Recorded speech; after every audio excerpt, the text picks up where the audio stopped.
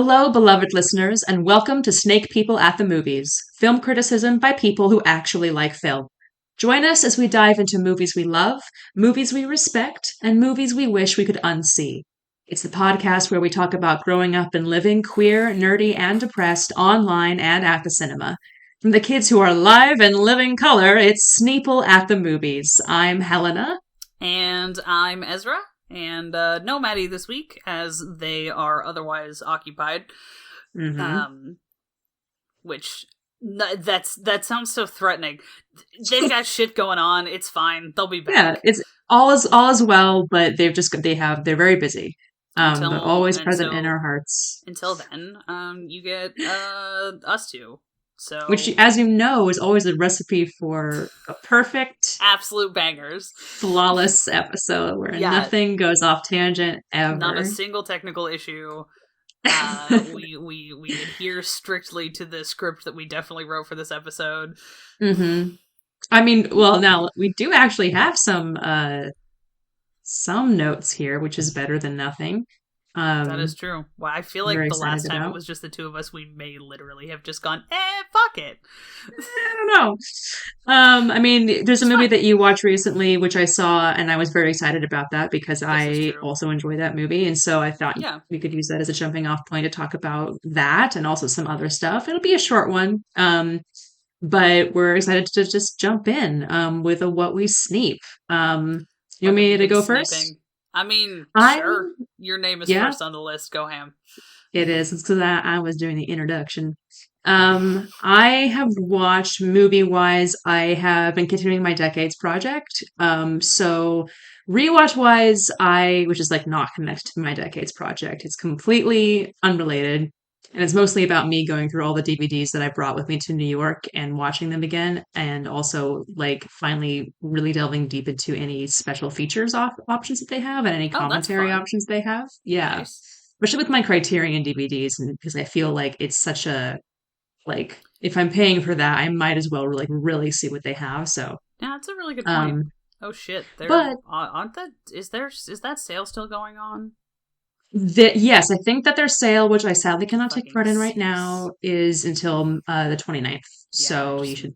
Oh my god, the cover for their release of Thelma and Louise is fucking gorgeous. I know. I thought it really hard, but we'll see how I feel about buying that one. It's on my wish list. I need them to do a Brian De Palma project so that they can do I need a Criterion release of Phantom of the Paradise. I need them to bring RoboCop and Maurice and Withnail and I back in print. Also true. I'm gonna start writing letters telling them to bring Withnail and I back into print because really bad. I'll just walk into their offices in New York and be just like, hey, so I have a friend who really, can you just like put this? I know this is almost definitely on your to-do list already, but can you just like move it up? Just specifically with Withnail and I getting that back in print. I know there's probably need to inflict Withnail and I on more of my friends. You do. I mean, and there's probably I'm sure there's like distribution reasons why they have been able to do it or something. I'm sure there's a good reason for it. That's one of those ones where like someday I'm gonna like just be feeling really sorry for myself on payday and like it's all gonna be over. But the one that I did watch that wasn't one of my Criterion DVDs was Mikey and Nikki, because I brought that back with me when I visited in April. I visited back home. And I watched that last night. That was painful as always. I still have not actually seen Mikey and Nikki, so I need to watch it. I need to watch it, but I need a buddy. Oh yeah, for sure. I mean, I think we all need buddies to watch it, and because I feel like it's one of those movies where I'm like, it's very good, but I want people to be prepared for like what the kind of movie it is as well. And that's fair. Like, it's not that bad, but I just want to like but like, then also just like just because you need to be in a specific mindset for a movie does not necessarily only apply to like extremes of film. Yeah. Sometimes it's just like, or sometimes it's like, this is a perfectly innocuous movie that for whatever reason guts you specifically. Yeah. And sometimes it's just gotta just like be in the right headspace. What's the fucking are you in a headspace to receive information that might hurt you? I mean, it's just so painful just in general, and their chemistry, Peter Falk and John Cassavetes' chemistry is just fucking insane. And watching them work together is just like, it's so special, but just really fucking painful because they're not afraid to be really messy and awful. Um, so I love that movie. Um, I also, one of the DVDs that I also picked up when I was in April was similar to the situation with the, it was a cheap DVD that you were mentioning you just got. Oh, the version of Persuasion with Karen Hines. Yes, I had a similar situation at Everyday Music with Muriel's Wedding. I found Muriel's Wedding for like $1.25 in the bargain bin, and I was like, steal. Like, yeah, nice. That'll be mine. So I watched that, and it was better than I remembered. Wonderful movie. Talking about movies that deserve to be in the Criterion Collection.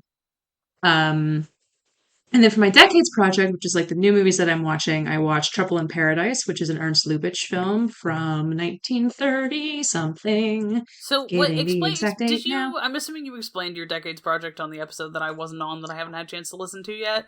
Maybe. But if you didn't, I would like a little give me and our beloved listeners some context, bud. Yeah, so if I can't remember if I did explain it, but basically I'm going through every single year where I've seen less than 10 movies.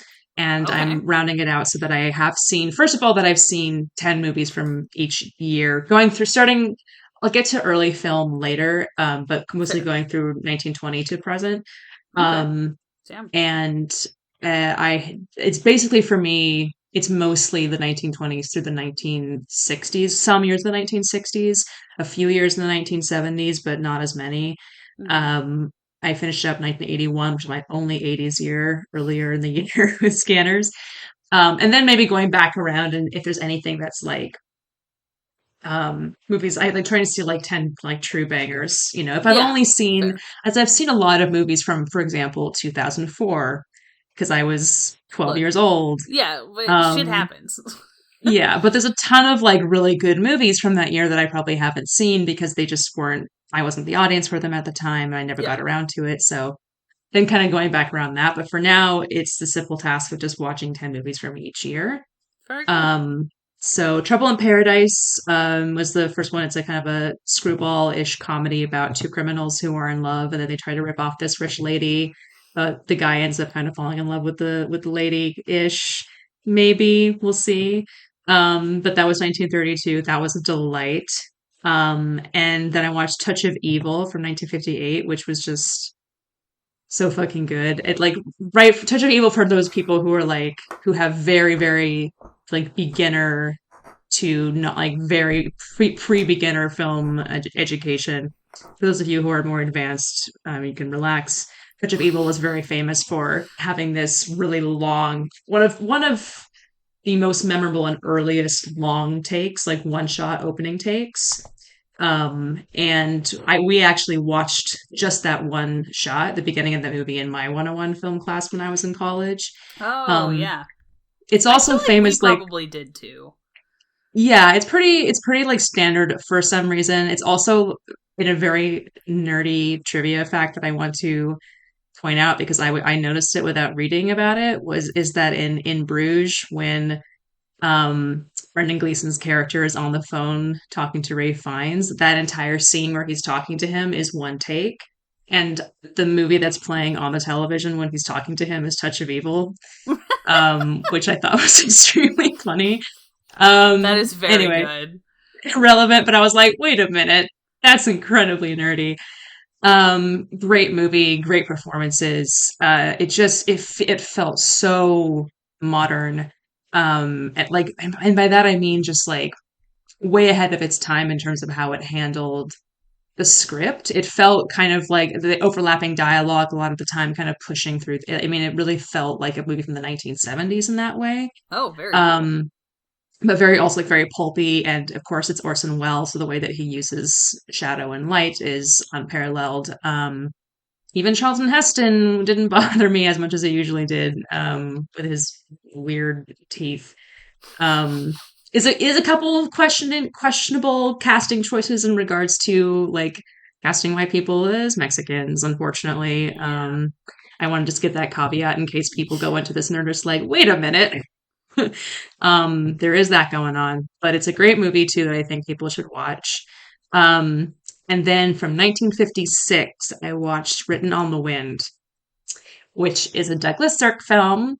It stars Lauren Bacall, Rock Hudson, Robert Stack, and Dorothy Malone. Beautiful people, slutty people, gorgeous, horny people being horny and desperately in love with each other. Did you ever see a Douglas Sirk movie where somebody was homoerotically longing after their best friend and they couldn't handle it, so they drank, and then things went horribly, horribly wrong? Such a gay movie. And for some reason, even though I was like, Douglas Sirk, Rock Hudson is here. It's a soap opera, like a soapy melodrama. For some reason, I didn't connect the fact that this was like famously kind of a gay subtext movie until a certain moment, and I was like, oh, you're like, right. aha! Slow on the uptake, I was. This movie is, in fact, for me. It's for me. I mean, and that was another one, like, where right from the opening scene, I was like, oh, fucking mic drop. It's just the colors, the design, the people. I mean, oh my God, it was beautiful and just so deliciously melodramatic and enjoyable to watch. I love big emotions and sweeping romantic movies like that. Look, if I Lauren can't, Bacall. I just God. sometimes a bitch needs some melodrama. It's Yeah. like there's a reason that melodrama has been popular, like for as long as we've been fucking doing drama, basically. It's true. And also, I had never seen a movie with Rock Hudson in it before. Oh, So I don't think I've ever seen a single movie with Rock Hudson in it. I mean, this is a good start. I highly recommend it because I was like, oh my God, he is so beautiful. And a good actor, genuinely, too. Like, but everyone's always like, Rock Hudson, he was such a beautiful person. I was like, yeah, sure, of course he was. Like, I know this about him. But then you watch it and you're like, oh my God. Oh fuck. Oh no. I love it when you like intellectually understand that someone is very beautiful and then you see them in a movie and you're like, oh shit. I feel like we've talked about this on the show before. Mm-hmm.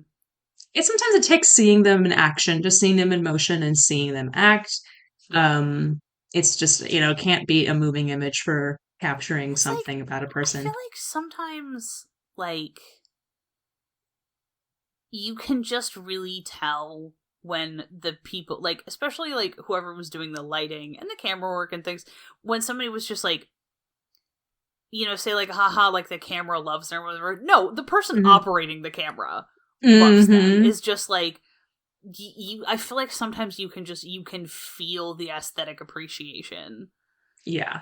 From that's the eye of literally from the gaze of the camera, and you're like, yeah. I mean, that's why I feel like this movie, it really felt like everyone was just beautiful. Like it was really, I mean, Laura Bacall is obviously a beautiful, beautiful woman, like stunningly gorgeous. But the way that she looked in this movie, I was just like, oh my God. Yeah, and they all were like that. It was like this, it's capturing something really special about all of these people. But yeah, those are kind of the movies that I've seen since we last recorded. Obviously, I am all caught up on Succession and I Want to Die. And also I briefly put a pause on Peep Show being my dinner making show that I put on the background. And I've gone back to Kim Possible.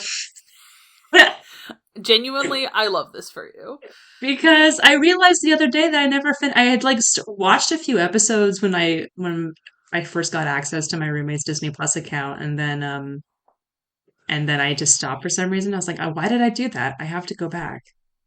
We have to go back, Kate. Truly. And so I abandoned my boy. I abandoned my boy.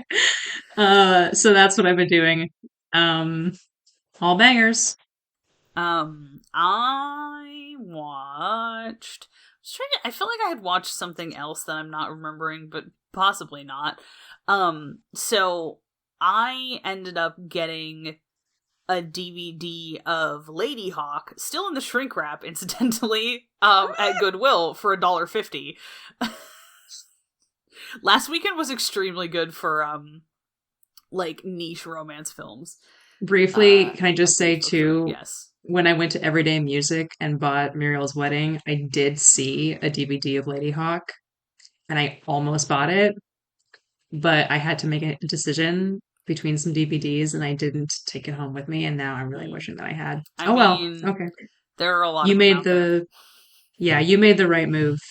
I'm just so I literally looked at it and I thought, well, our friend Madeline loves this movie. The last time a bunch of people watched it together, I couldn't make it. And I thought, you know what? Buying this DVD right now is cheaper than renting it on YouTube. And if I don't like it enough to keep it, I'll just donate it back to Goodwill. Which is sort of like renting it. Jokes on them. Well, no, jokes on me. Goodwill cannot have that DVD back because that movie is fucking great. Yeah, anyway. So we'll more about Ladyhawke in a little bit. Yeah. My roommate and I, which also I feel like it's important to note that I was gonna go out with some friends. They were like, hey, actually, do you want to go to a house show at a dubiously legal venue? And I was like, not sober, I don't, and went home. And was like feeling a little bit sorry for myself, and I was like, fuck it, it's like 11 o'clock, or it's like 10:45, I could totally start Ladyhawke right now, it's not that long a movie. Fabulous decision. Incredible. And then also another night, like, my roommate and I were like, they were like, you know, I haven't seen the 2005 Pride and Prejudice in a long time, and I was like, I own it on DVD. Nothing is stopping us from doing that right fucking now. Mm-hmm. And we did, and again, had a really great time. The combo of those two movies plus some other stuff that Helena watched was sort of the inspiration for the loose theme of this episode. And then, which honestly I would also put on here, I've seen just the first episode of the new season of Prehistoric Planet. Rock on. Which is... Look, I don't care that it's like scientific legitimacy is like kind of dubious. I don't give a shit. I love the fat dinosaurs. And I grew up on David Attenborough nature specials. So the fact that they're like, what if we did a David Attenborough narrated nature special, but it's dinosaurs, is like my inner 6-year-old is doing a little happy wiggle dance. Aww. And so that's kind of it for me. Yeah. I've been playing a lot of Say It With Me Kids Elder Scrolls games. Elder Scrolls. Yay! Which I think that, like, that's kind of an interesting one. So fast forward, because I'm about to go off on a sort of a tangent here. The reason for the live and living color joke was we're talking about just sort of like, we've been thinking about color in movies that love color. Mm-hmm. You know, what it is, how we're doing with it. And what I was thinking about was that, like, the difference between, like, so Oblivion came out in 2006, and don't want to make a mistake here. Skyrim came out in hang on one second. I do not know the answer to this. Skyrim came out in 2011. Obviously, she taught on my Howard until I re-released Skyrim again. There's a lot of different iterations of Skyrim. Sorry, Helena. It's okay. I've heard the joke before. It's a good one. But the thing about the Skyrim has... Obviously, it's a fantasy setting, but it has much more pretensions toward the photorealism trend that was kind of on the upswing in games, and especially is, like, very much the thing for a lot of AAA games that I feel like I've said on this podcast before I find kind of obnoxious and pointless. But, and Oblivion is just, like, it's a little older. It literally does not have the capacity to do that kind of a thing. It's very beautiful, but I feel like it relies a lot more on color palette to dictate atmosphere because it can't rely on hyper-realistic detail. Interesting. there's if you've anybody who's played Oblivion listening to this podcast, you know what I'm talking about. For the vast majority of you who probably have not played Oblivion, one, if you like video games, you should give it a try because it bangs.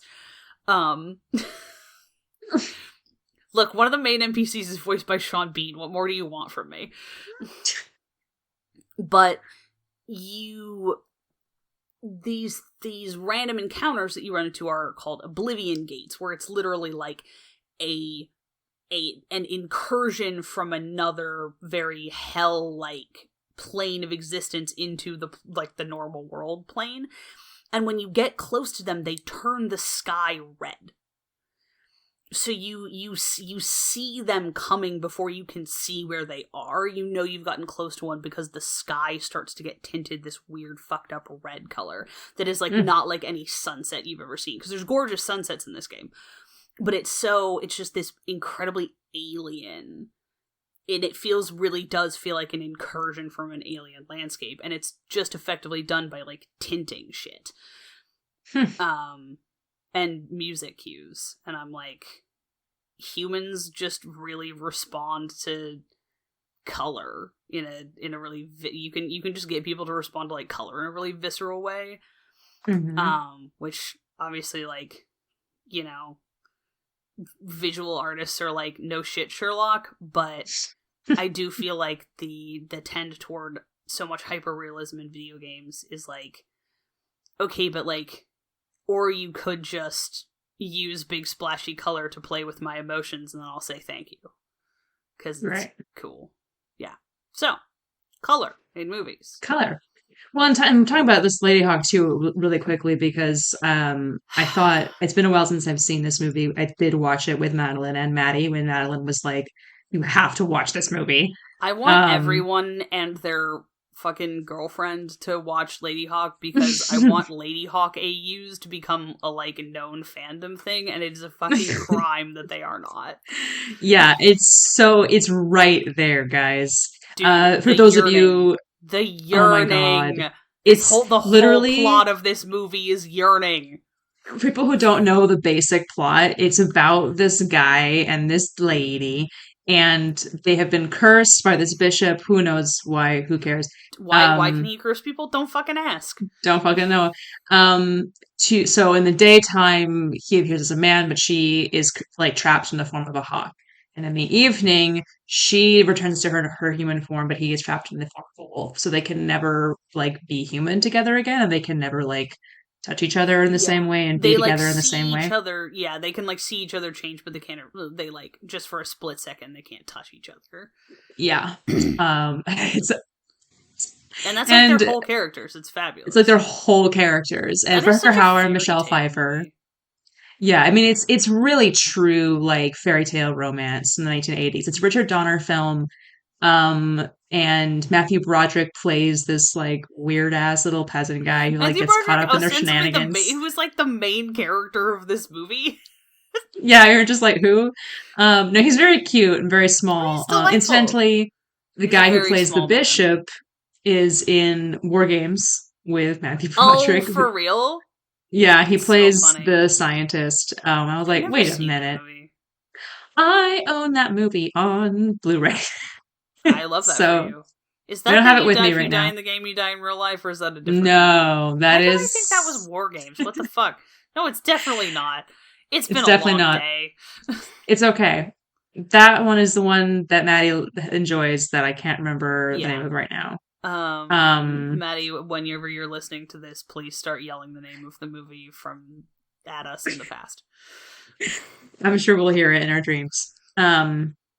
Yeah, so that's like the whole movie is just like them trying to be together. Matthew Broderick's trying to help them like break the curse, and it's just like agonizing and it's also yearning. Just effectively like on the run from the like non-existent medieval cops. Yeah, exactly. They're running all over this fantasy landscape that looks like, you know, vaguely like it's set somewhere unknown in Europe. It's definitely Italy. It's definitely Italy. Okay, thank you. I've forgotten like where they filmed it. I'm pretty sure it looks like it's. I mean, I could be talking out of my ass, but it looks like Italy to me. Yeah. And what is it? Rutger Hauer, Michelle Pfeiffer, just like unbelievably hot in it. Beautiful. Unspeakably beautiful.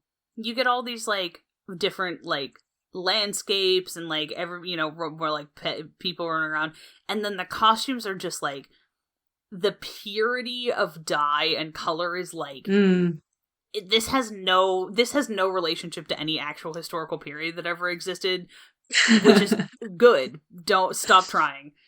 It's a fairy tale. You don't need to like give it a periodization. I don't give a shit. But like Rutger Hauer's running around in this like fucking pure black, like Luke Skywalker in Return of the Jedi, like fucking outfit. I think he has a cape at one point. There's like some he does have action a cape involved, and you're just like, and he just is this, and then he's so blonde. So the contrast is beautiful, but he, you get just these shots, and his costume is almost like a paper cutout. It's like you could like cut him out of the landscape. It's so gorgeous. Yeah. I forgot Alfred Molina was in this too briefly. He's also like 15 pounds of gender and like a 3-pound bag in the movie. Yeah, I mean, and the thing I mainly, besides them being hot and being unspeakably romantic, the thing that I remember the most about this movie is gorgeous the colors are, and the sunsets in particular. I think the sequence that we see when they're on the ice floe in particular, and they're like changing and they can almost touch each other.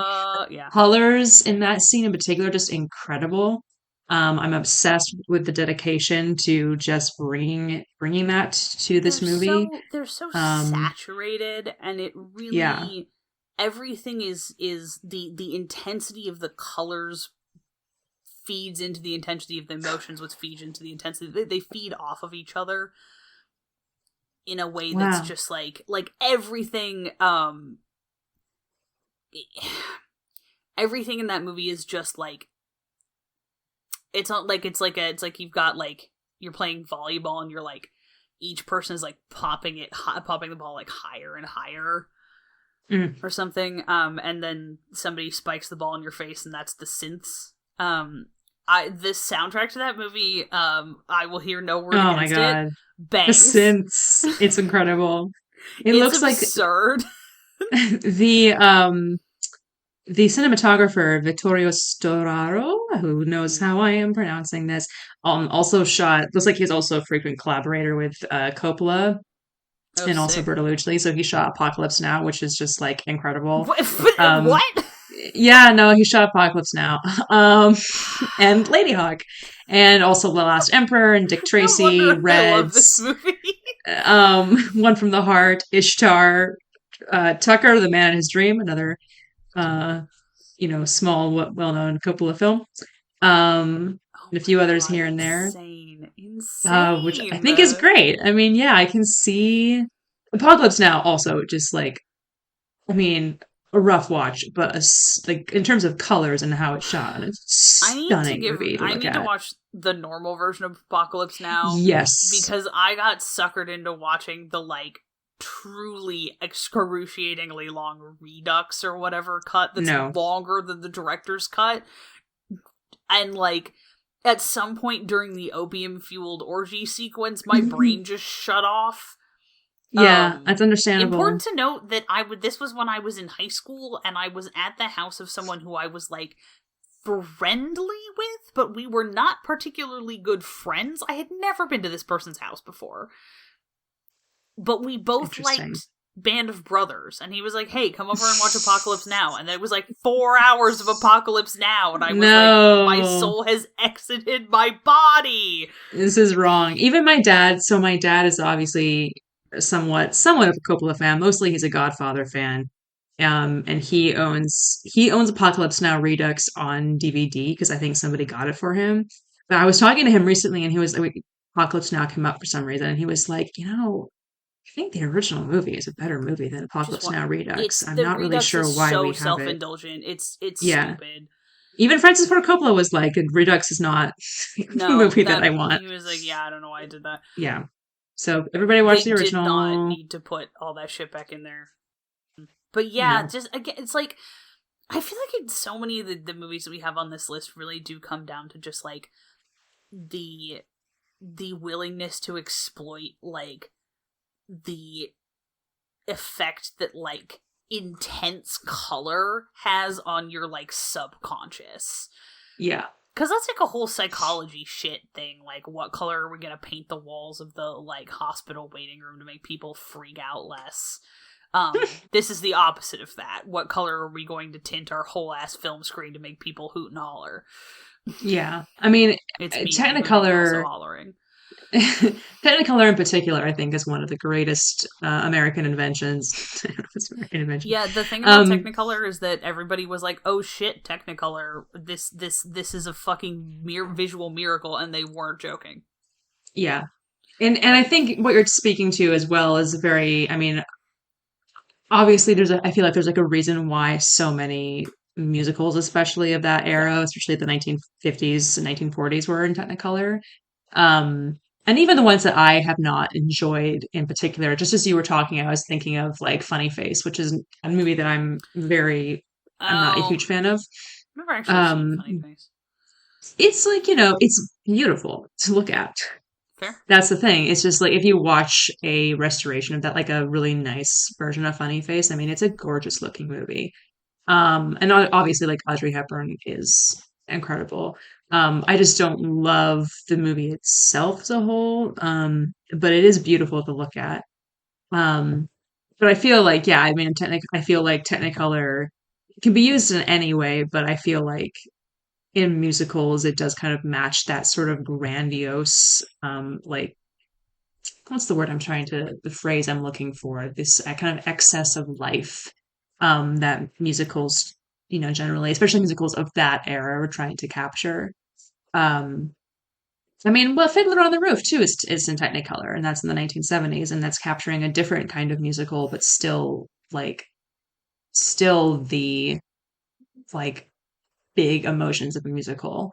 Yeah, that one has such a good where like so many of the it does lovingly render all of these shades of brown and gray because the realities of the shtetl are kind of suck shit.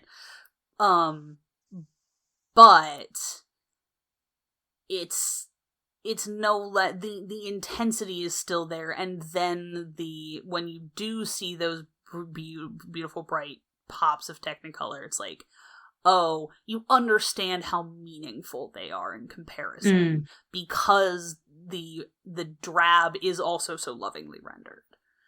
Yeah, it's like I feel like Technicolor has this beautiful way of giving equal weight to everything. Like, it's instead of being like, monochrome, bam! It's like, I don't know if I should say this. There's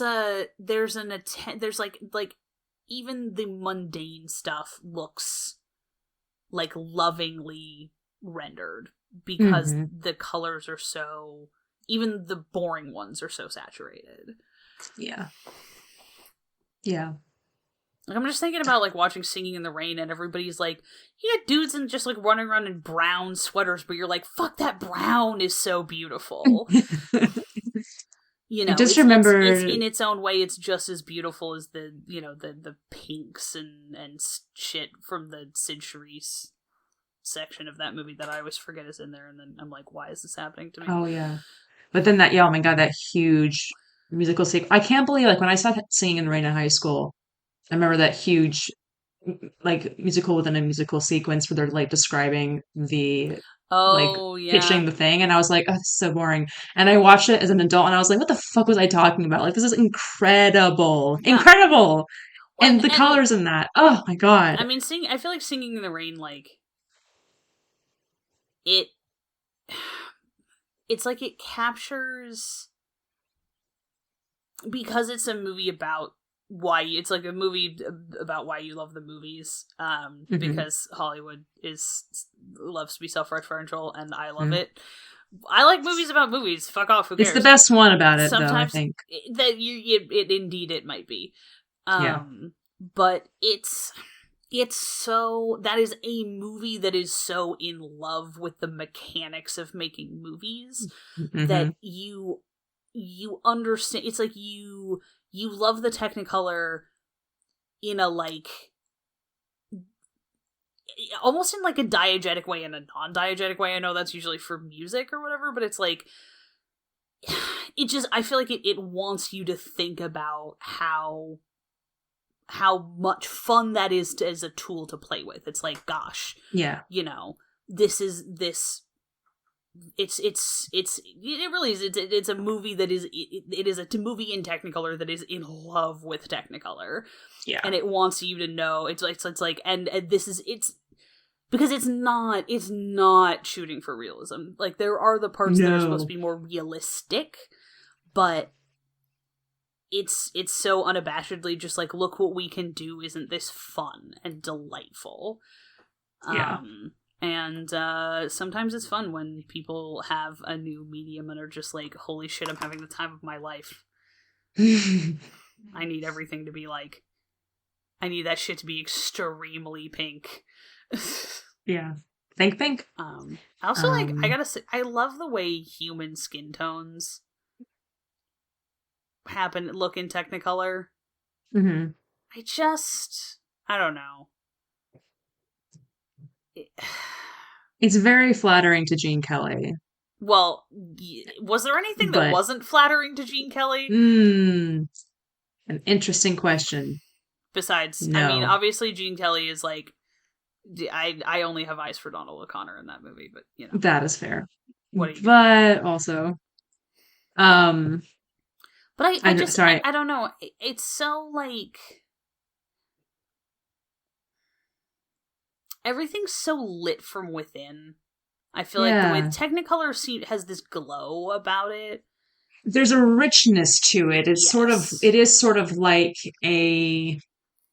I think about like the sequences from Lord of the Rings that I always really love, which are the ones that look like the illustrations from the books, like the original illustrations. Yeah. And in particular, like there's that one scene where they're running through Moria and Gandalf has his staff and the quality of light. It's about the quality of the light that makes it look like an illustration. Yeah. It's something about that like, I was just looking at a still from All That Heaven Allows, which is another Douglas Sirk film. Where there really is like a richness to the colors. Nothing is just blue or gold or green or red. It's just like there's a, I mean, not three-dimensionality, but I guess, richness and glow to it all that makes it just seem to exist more. And when you're looking at movies like Written on the Wind, especially, and all the melodramas that Douglas Sirk make, I mean, that makes a lot of sense in that way. Like, that is the way to shoot those stories. Yeah, it's like, of course, everything is so huge on an emotional human level for these people. That why not, shoot it like this and make everything seem richer and more beautiful in that way. It feels like Technicolor always lends things this edge of imagination to me in a good way. In a way that's like not is never trying to like downplay anything. Say it again. It's never trying to downplay anything.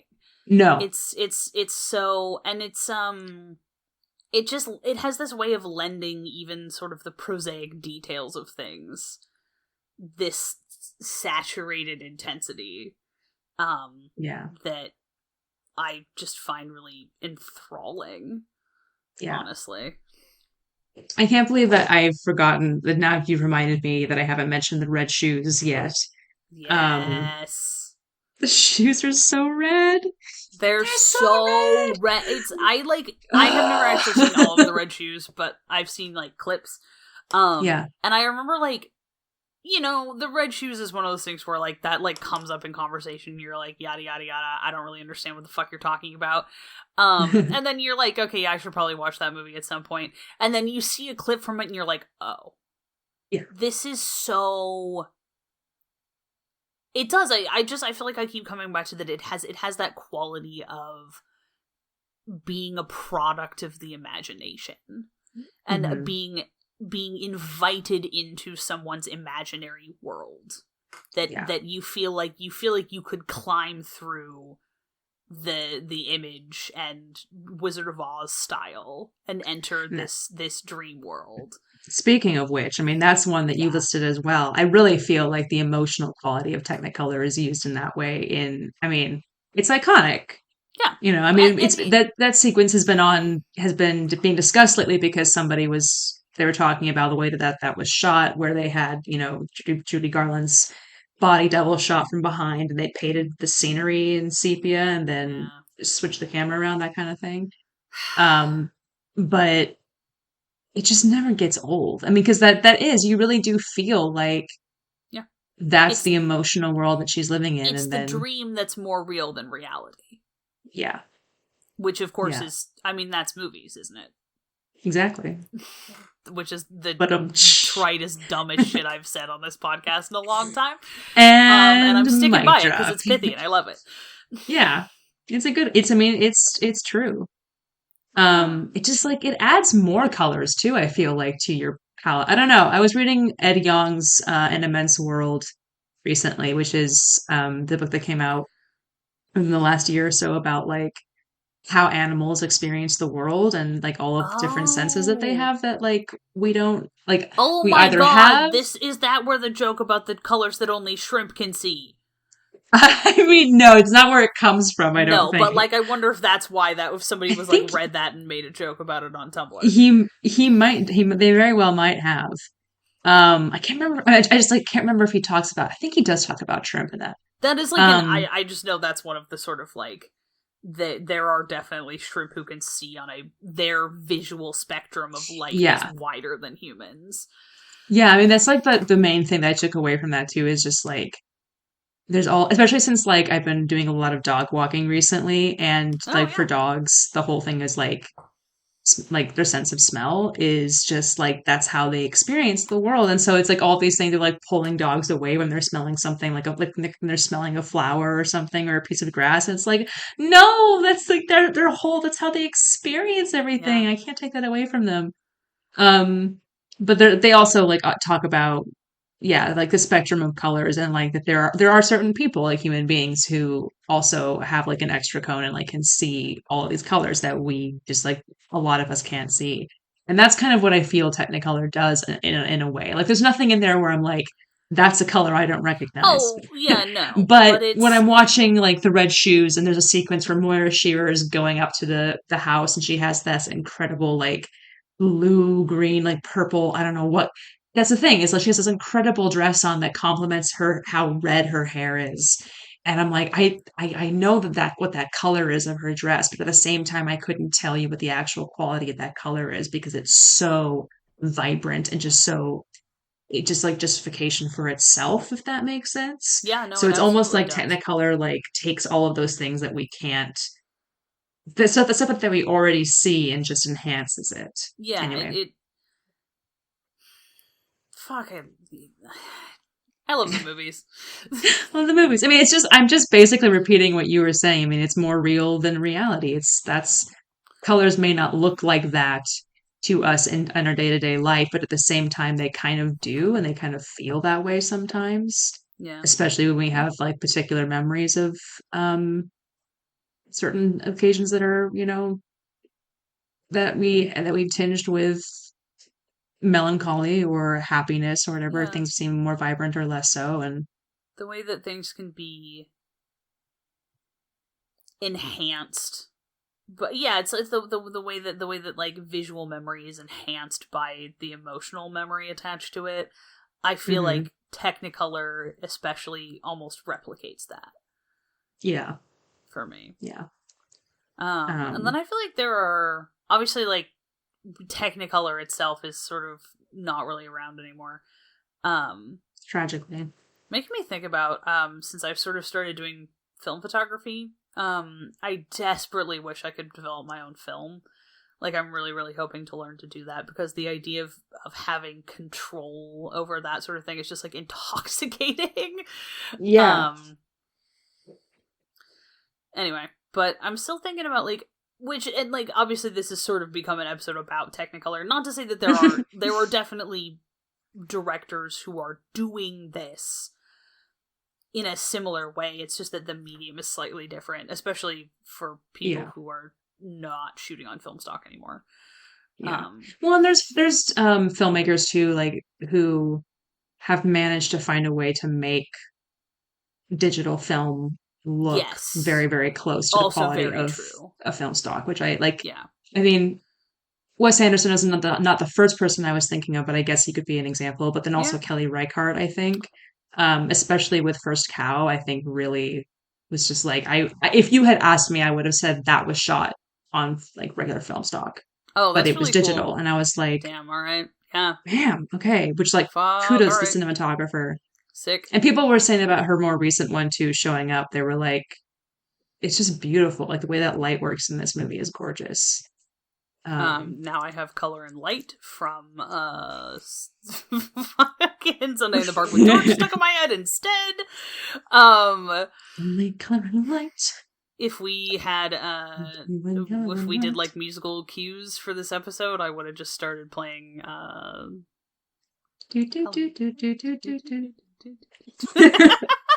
as Helena and I just gaze into each other's eyes and over Discord and like communicate psychically the entirety of Sunday in the Park with George. I had a teacher over at the conservatory who randomly would sometimes just bop in with random theater references, and one time he did that, and a couple of times did Sunday in the Park with George references, and I was like, hello, sir. Besides the point, a few other movies I have mentioned here, like Black Narcissus, obviously any movie with like by Pressburger and Powell. Gentlemen Prefer Blondes, just fucking incredible. So good. Rebel Without a Cause, Umbrellas of Cherbourg, Shiba. Any like Jacques Demy movies. I'm immediately shot by the people who are in charge of French grammar. I am immediately shot by the ghost of Cardinal Richelieu. The French language the fucking French language sniper just takes me out after like one syllable. Oh la la. Manhunter, any like Michael Mann movies, but Manhunter uses like blue in a really incredible way. Delicious. Do the Right Thing is an incredible looking movie. Spike Lee also just in general uses color really well. Malcolm X is also a really like just like color wise, especially when he's purposely like mimicking that style early on in the film, because that's like the decade in which he's covering, is like really incredible. But just in general, a beautiful looking movie. From Beyond, that horny ass Stuart Gordon movie that I watched recently, uses color really well. But I'm a Cheerleader. That's a lot to do with like the production design too, but like the incredible like pastel color coding in that film is just gorgeous. The Fall goes without saying. The Fall, the fucking the movie of this podcast. Our movie. Obviously In the Mood for Love. If Beale Street Could Talk, also Moonlight, but I was thinking particularly of like if Beale Street Could Talk, and any movie by Pedro Almodovar, Terrence Davies, Wes Anderson. Terrence Davies is an interesting one because he's definitely a lot more muted in his use of color than I think a lot of the other people on this list. But I think in Benediction, in particular, the movie that I consistently always mention on this podcast, no, it's okay. There's definitely like more color, but unusual. Sorry. No, I'm still really bad. Okay, Helena, we're picking. Let me know when you don't have like we don't have work on the same day. Will you do a double feature of Gallipoli and Benediction with me? Oh my god, fucking incredible! Yes. Okay. Yeah, I mean, obviously all Wes Anderson movies, but I'm very excited. Like Asteroid City looks not just like colorful, so I'm thrilled. You have But I'm a Cheerleader on here. Yeah. Which, thank you. Of course. Because A, I love that fucking movie. And B, I think that harkens back to the dreamlike elements of Technicolor. Yes. In a way, because it's sort of there's like a fantastical element Also, this had never occurred to me until, like, right now. Am I just mentally photoshopping, or does the main character in But I'm a Cheerleader kind of look like Natasha Lyonne with straight hair? Well, that's partly because it is Natasha Lyonne with straight hair. Okay, I was like, hang on a second. I saw But I'm a Cheerleader like a million years ago, and I was like, she looks so different with straight hair that for a second there I thought it was a different person. Also, I've forgot how old that movie is. She's a chameleon. Anyway, pretend I didn't say that. Wow, I'm not going to revoke your. I'm not going to revoke your gay card. Dude, nothing I say right now should be held against me. I've coughed out most of my brain cells in the last 45 minutes. I mean, as a brief, like, I mean, I don't want to like completely wrap up on color. I just kind of like want to touch on something that we also mentioned talking about. Yeah, go ahead. Which was briefly like encompassing the film careers of these three beautiful people. As we circle back to the drain. Ladyhawke, dude. Can I just say the animal, like, they did a really good job for the 80s with, like, animals in that. I was, like, real stressed out. I know, yeah. The hawk especially was, like... Yeah. But the wolf, too, is very convincing. Yeah, when they dumped that dog in that... I was like, oh no. This is very... hard. This is very dense. Very hard to watch. But yeah, I mean, obviously I was like, I have to look up into this film career of Michelle Pfeiffer and Rutger Hauer and Matthew Broderick. And then I was like, wow, I've seen like literally 2 Rutger Hauer movies. And I've seen a few Michelle Pfeiffer movies and a few Matthew Broderick movies, but obviously my education is sorely lacking. But I wanted to shout out the ones that I had seen, obviously. I mean, Michelle Pfeiffer, obviously in Batman Returns, incredible work. I don't even know how to deal with that, frankly. Yeah, it's a lot. Prince of Egypt, obviously, doing some wonderful voice work. Stardust, Midsummer Night's Dream. Obviously, like Age of Innocence, Timeless Baker Boys, etc., etc. Matthew Broderick. You know, I've mentioned War Games already. And like Ferris Bueller's Day Off is like my favorite movie. In The Lion King, but didn't sing in The Lion King, which I think is weird because he can sing. Yeah. So I just don't understand. And not like, oh, he's an actor who can sing. I mean, like, he's been on Broadway, he can sing. Yeah. Some of those decisions are always very strange. Yeah, it's like, why did you just get a dub for this his one song as adult Simba? Simba. And they didn't get him to sing it. That's fine, I guess. Whatever.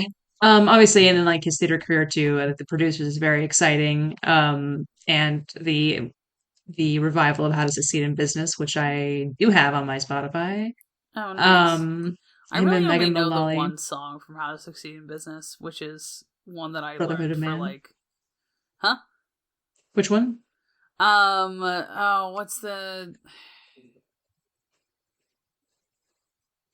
one where the two of them are in the elevator and the one Been a Long Day. Like, narrated. Yeah, Been a Long Day. Thank you. Yeah, that's a good one. Well, it's been a long day. That's one where I know a lot of the songs, but I don't really know the story very well. Yeah. I have no idea what happens, but I enjoy some of the music. It's very fun. Yeah, it's a fun one, and he's great in it. Yeah, I mean, charming. He is very charming. I feel like Matthew Broderick has pulled off quite a bit of shit that would be insufferable from many other actors, just by virtue of his je ne sais quoi. His charisma. Well, and I wonder if, you know, doing Inspector Gadget certainly was no help to his film career. Fucking Inspector Gadget. I mean, Rupert Everett's still with us. I mean, he's still kicking. So I wonder. I mean, and by kicking I mean not alive, but also like working as an actor once in a while. So like, I don't know if just Inspector Gadget, like doing an Inspector Gadget movie, like does something to you psychologically. But that movie is not good. I saw that movie as a child when it came out. I remember it not at all. Well, that's probably for the best. I watched a little bit. To experience it again. No, as you should not. I mean, I watched the animated series a little bit when I was a kid. Yeah, I don't Partly think because I it had, was not on a channel that I got.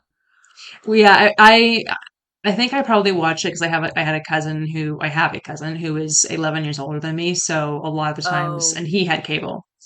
okay, yeah. So a lot of those kind of like slightly before my time shows, that were also available on Nickelodeon and Cartoon Network, I would sometimes catch. But the live action adaptation is very much that iteration of like very cursed kids movies from the early 2000s, late 90s that are like, why does it look like this?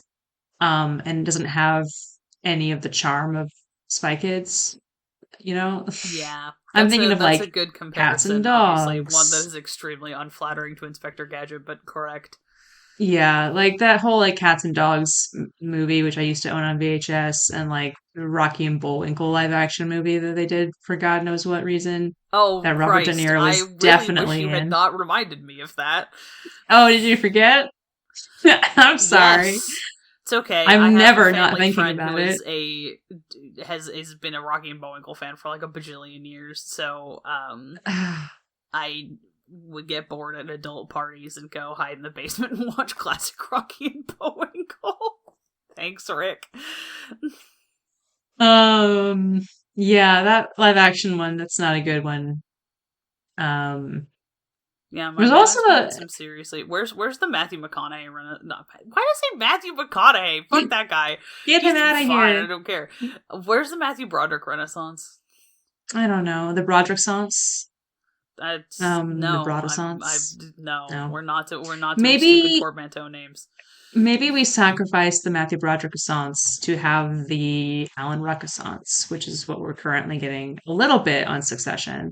He's the, obviously who plays Cameron in Ferris Bueller's Day Off. So maybe we sacrifice that Oh, a little okay. bit to Well, get sure. the triumphant return of Alan Ruck. As someone who Um, can't ever watch Succession, awesome. I hope he's having a very nice time. I'll make you a fan cam of him on it. I just know that like if some of our friends are like, yeah, I have a hard time with the secondhand embarrassment level from Succession, I'm like, I will expire on the spot. It's so interesting to me. So Like, I kill just me like dead. I don't experience that on that show because it's like not to me the same as like cringe comedy. Okay, that's fair. In the same way of like Always Sunny, but it's just that they're like, I mean, Everyone's it an does happen, operatically I terrible person. guess. Everyone's awful, and there's moments that I guess are very. I got. Now that I'm saying this, I'm thinking about this last episode that I watched. There are moments that are very hard to watch emotionally.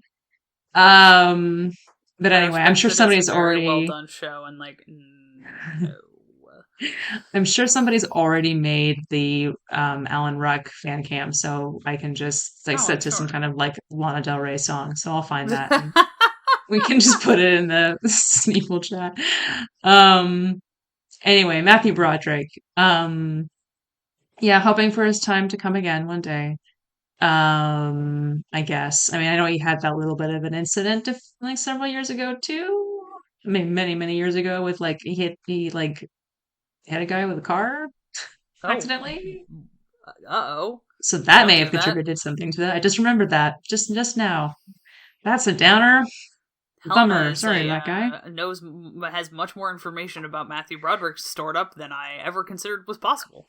Unfortunately, true. I feel like I should have known this about you, the Ferris Bueller's Day Off guy. Yeah. I mean, I had my Matthew Broderick phase. That's right. I own War Games on Blu-ray. Okay, that's This is fair. also Again, I true. don't know what I thought I was getting into here. I feel like um. I almost want to go rewatch Blade Runner in the wake of mm, Ladyhawke, specifically because Rutger Hauer historically does not do it for me in Blade Runner, but he might right. now. So this is what I was explaining, I think, before we started recording. Yes. I also like I always loved his character in that movie, Oh, obviously, because his yes, character is so compelling, 100%. I right? just mean on like purely on a like horny level. Yeah. I had this experience where I was like, wow, he's cool in Blade Runner, but and he's my favorite part of the movie. And I watched Ladyhawke and I was like, wow, Holy shit. And then I watched Blade Runner again and I was like, oh, I'm obsessed with him. Uh-oh. This is my wife. Oh no. Oh dear. Oh God. This is good. Oh, I was just gonna say this is my brain just went through some hoops here. But the combination of science fiction and brightly colored for the sake of emotional intensity, I thought, I should really like go back and rewatch Foundation, the show on Apple TV Plus. Really exquisite colors in that show. Really? Okay. Some other weird shit going on, but really does a lot of the like, we're going to tint this whole scene. Like the colors are very intense, but then also like quality and color of light is very like important for differentiating between scene and like between like locations and like time periods almost in that show in a way that I find really interesting, and also you will enjoy it for personal Lee Pace's arms related reasons. Oh my God, I love that man and his arms. I feel like that's hard to find nowadays too, is really colorful television shows. I think there's certainly some here and there that do true. So much TV is like just kind of sad on the color full shit front. Strange New World is doing okay, but it's nothing compared to watching. Like, obviously, nothing's going to compare with watching the original series and being just like, no, you get the color. It gets closer than any Star Trek has since, I would say. Yeah, probably because it's trying to sort of call back to that. Of Next Gen, my beloved. Look, I love it so much, but I simply find my God, I'm a child of the '90s, and I find institutional beige and wall-to-wall carpet to be comforting. Yeah, especially when it's been really funny switching between Next Generation and Deep Space Nine too, because like Next Generation has been restored at least. So the quality of image is a little bit better. It's like widescreen. You're like, the crispness. And then you go to Deep Space Nine and it's like oh, my best friend. I love film grain for breakfast. And smaller screens. It's not been formatted to fit this screen, I'll tell you that much. Look, your roughage is an important part of your diet. You have to get at least a certain amount of film grain in your visual diet. This is true. It doesn't look like complete shit. No. It's just when you switch between the two of them. It has not been restored in comparison to TNG, which has. Just ridiculous. I don't understand why. Did they restore it from the original Masters on TNG? That's a really good question. I actually don't know. I got into an insane discussion one time when I used to volunteer at the local nonprofit indie theater in Bellingham. Shout out to the Pickford. Can't wait to go see what's the fucking Wes Anderson movie called that my brain just Asteroid City. Out? Yeah, I can't wait to go see Asteroid City at the Pickford. If you're in town, if you're in Bellingham, go see a movie at the Pickford. Sorry. Number one Pickford stand. Yeah, look, I'm very glad to have it, because I love this town, and if the Pickford was not here, I would not love this town as much. But we got into this whole discussion about apparently there was like a attempt at a remaster of TNG that doesn't look very good, and then somebody got a hold of the original Masters and went from there, and that one looks way better. And so if you're ever going to buy like a box set or something, you want to be really careful which one you get, because one of them looks notably much better than the other. Good to know. Yeah, that's definitely something that's like on my dream list of like DVDs to have is I need to have all of Star Trek in my possession, or like I'm just not going to survive. I almost bought the first season of The West Wing on DVD at Goodwill this weekend, and frankly I'm kind of kicking myself for not doing it. It was not very expensive. Dude. And I'm like, it's like, bitch, do you need any more physical possessions before you move at the end of the summer? Absolutely not. Do I need the first season of The West Wing on DVD? Yes. You think you have it bad?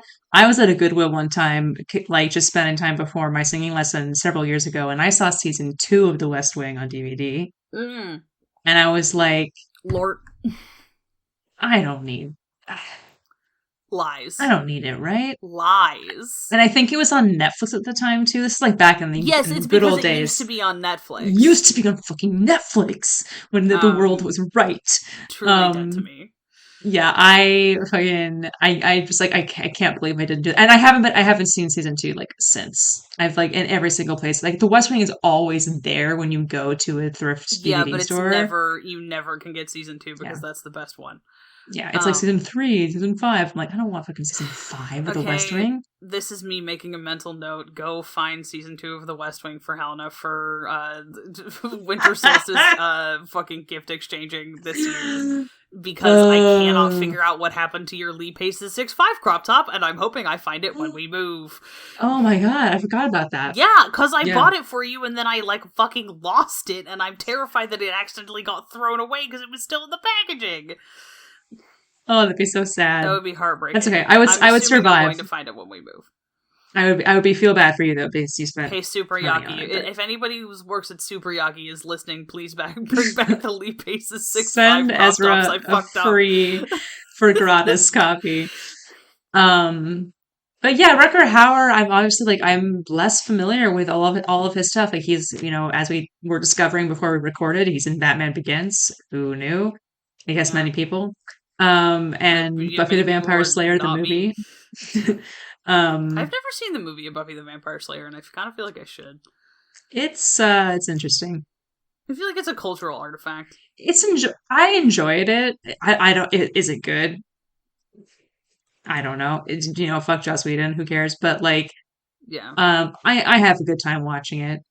Obviously, like Rutger Hauer also had like extensive career in like the Dutch film industry. He worked with Paul Verhoeven a lot. So there's a movie called Flesh and Blood that I really want to see. Which is I think also kind of not a fantasy, but like definitely like a medieval sort of like um historical little epic that I'm interested in seeing. It looks really cool. Poster is dope. So I'll report back one day when I see Flesh and Blood.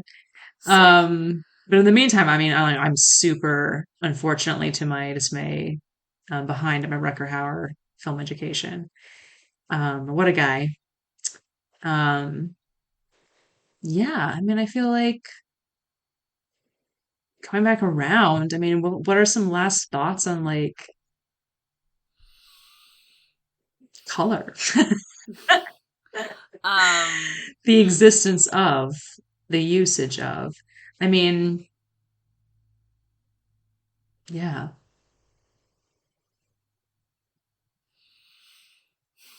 I lament it a little bit. I feel like sometimes I don't want to say like it's completely gone out, like nobody has the ability to work with it anymore, because that's not true.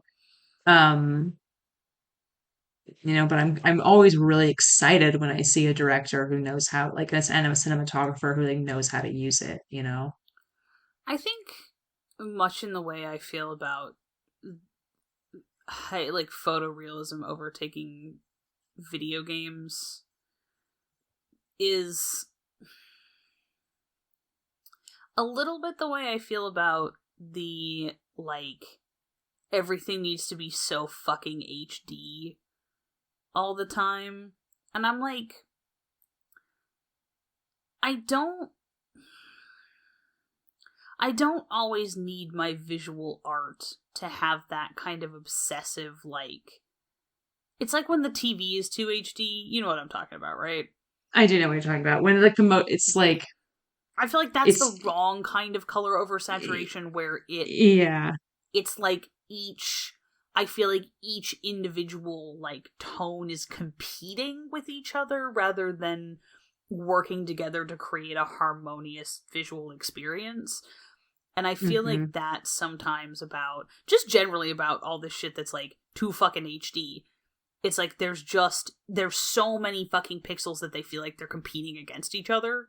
And my sad little human eyeballs can't take that. I'm like, real life doesn't have that many pixels, and your television does not need to. No, I'm not supposed to see that many pores in a human face. No, I'm the only time I should be seeing that many pores on a human face is when I've got like my face shoved up next to the mirror and I'm like trying to fucking deal with my, you know, like, and when I'm like feeling self-conscious about my skin or whatever, like, yeah. Even then, I don't want to see it. I don't want to acknowledge that it exists on me. yeah, I mean, I feel like it's like that combined with the motion smoothing thing too. It's just like, why does everything? It's strange because we've spent this whole episode praising the the like those hyper realist elements of the way that color sometimes appears on film, but then it's like a different kind of hyper realism that just freaks me out. Yeah, I mean, it's not colorful. It's not hyper realistic for the purpose of anything, No, it's just right? hyper realistic to be like, hey, look how detailed we can be. Like, again, Yeah, look how sharp we can get look how many this. fucking individual eyebrow hairs you can see on this one human being, and I'm like, I would simply like to appreciate the shape of their I don't eyebrow. want to. I don't need to be able to count your eyelash follicles. It's just I mean, it's like if I felt like you wanted me to be that intimately aware of the mechanics of someone's face, like for a storytelling reason, that would be different. It just feels like, oh, well, like, but we have to have everything be like, if we have a camera shoved up in somebody's face, like, you better be able to see, like, how good their porcelain veneers are. And I'm like, I don't need to, though. No. I like it when we put like a gauze like silk over the camera lens, or like, that kind of thing, and give it a nice little glow and silkiness and soft focus. I'm okay with that. I know it's not real. I mean, much in the way I'm that fine like with it. the stuff you do for stage things, it doesn't matter what it looks like up close, it needs to look good from 10 feet away. Yeah. It's like, I know I'm watching a movie, guys. I don't need to be like, I feel like sometimes there's this sense that like, it's like, oh, but this is how you know that it's like, but look how real it is. I'm like, it doesn't need to be real. But it's not real. It's not real. That's the whole point. Yeah. I love it because it's not real. Mm-hmm. Or it's the ways in which it is real have nothing to do with factuality or something, which again makes me sound like an idiot. But well, no, I mean, it's like if there's a purpose to it. No, I mean, I accept it into my lexicon. I mean, if there's like a purpose to it, again, like, I mean, John Waters movies are typically, very like almost home video quality sometimes in the terms of like the quality of film. So that's, earlier or more like that, but like, there's something very, very grungy and filthy about them, and that fits in with the types of movies that he made. There are so many movies these days that I feel like would benefit from about 15% more grunge. Mm-hmm. Grunge is an unavoidable byproduct of being alive. Yeah. It's messy and a little bit gungy and like sometimes damp or something. Yeah. It's I feel like Technicolor and gauze over the camera, the Vaseline, all of these things that are ways of sort of smoothing out the not imperfections but irregularities in like humans are idealize humans in a way that feels loving and sort of not aspirational, that's not really the word I'm looking for, but it feels like you are the slightly softened focus, the heightened colors, all of these things say, look at this beautiful thing, we have made it more beautiful. Whereas the same thing with like, but everything's very harsh. It's very like, look at, I'm gonna get all up in this person's face and you can see all of their pores and shit. It's like, look how naturally perfect all of this shit is. And I'm like, 1, impossible. 2, fucked up. Yeah. 3, like, I feel like there's a contempt there almost in a strange way. It's not Well, because you It's see just that quality a lot. The way that you're describing it, I feel like it rings a bell, especially in like later. I mean, I used to watch CSI, Crime Scene Investigation, with my parents. What's yeah, up? The hell original, yeah, Las as Vegas, many no other people one did. exists. And like that was always kind of a show that was a little bit. I mean, I don't know if that's true actually, because I think that there's some really interesting like filming and color stuff going on early on in this season. But it's still very much a child of the 2000s. But towards the end of the show, when things were really going downhill, I mean, it was like it looked so bad. And I think you really see this quality a lot that you're talking about on crime shows and like similar things where I guess that's like they're trying to, I don't know what they're trying to do. I just feel like I see it a lot on like crime shows in particular. Mm. It's almost as if it's like, look how awful the world is, and we're gonna Yeah, just make it extra sharp, and I don't know. Um, it becomes this like it's not inviting. And I mm-mm. understand that like you sometimes you do want your visuals to be off-putting. Obviously that's like a Yeah, true. tool, but I feel like Technicolor especially is very welcoming Hmm. visually in a way that I can't really tell you exactly why, but it wants to reel you in. It says, come look at what the next beautiful thing is going to be. And like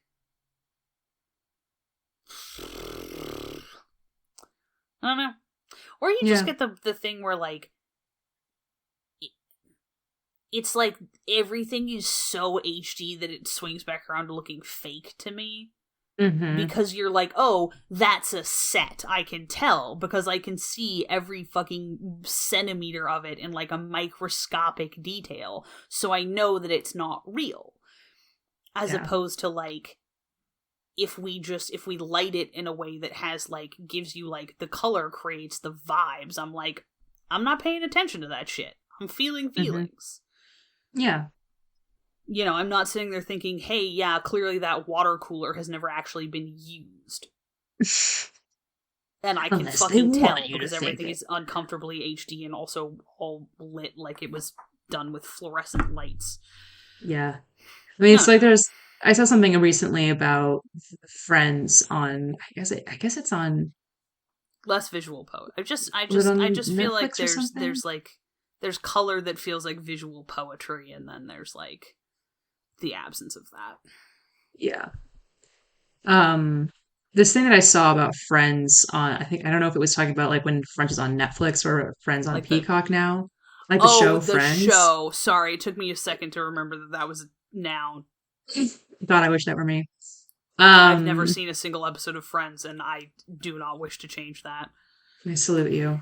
It was never a show that I watched very frequently either, but that they were talking about this particular like it's something to do with like color, but just that what you're talking about makes me think of that. Like there was the formatting that they used on the original show Mm-hmm. was the format that they intended to use because it captured like basically they widened the format in this whatever version that they were airing on some streaming service, and so it captured stuff that wasn't meant to be captured. And so Oh, basically you interesting. see like if Joey is going into his apartment, you see like the hole in the wall where like the other What? part of the set is. That's so It's strange. like very briefly, right? It's very quick, but like you see stuff that you were never meant to see because it was filmed on a soundstage, and they filmed parts of it very particularly with like a very specific camera, Fucking. and it's just like, what are we doing? Anyway, Uncut Gems has a bit of grudginess to it when still looks good, so there's some hope yet. So And then there's like Wes Anderson movies that intentionally look like dollhouses, but yeah, which I'm sorry if you're like, well, all these movies look the same. Nobody's making you watch them. Leave. yeah, it's fine. If you Just want to complain skeleton about meme it, your way right out of here. yeah. Um, be my Don't guest. let the It's fine. immaculately symmetrical door hit you on the way out. And on that note, yeah. Watch Ladyhawke, and thanks for hanging out with us here on Sneople at the Movies from the Infinity Break Network. Check out infinitybreak.net for more awesome content, and come hit us up on Twitter at people_snake, or shoot us an email at sneopleatthemovies@gmail.com. Our amazing music was done by Johnny Ronaldo, who you can find at Johnny Ronaldo on Twitter. Our super snazzy logo was designed by Bethany Luthol. Check her out at bethanyluthol.wixsite.com. If you've got a subject you want to hear us talk about, a movie you think we absolutely need to see, or any strong opinions about where to start with Rutger Hauer's film career, please come say hello. Also, if you can, please leave a review on iTunes and share the show with any friends you think would enjoy it. Any way you can still help spread the news helps us so much, and we would really appreciate it. And as always, thanks for listening, and we'll see you at the movies.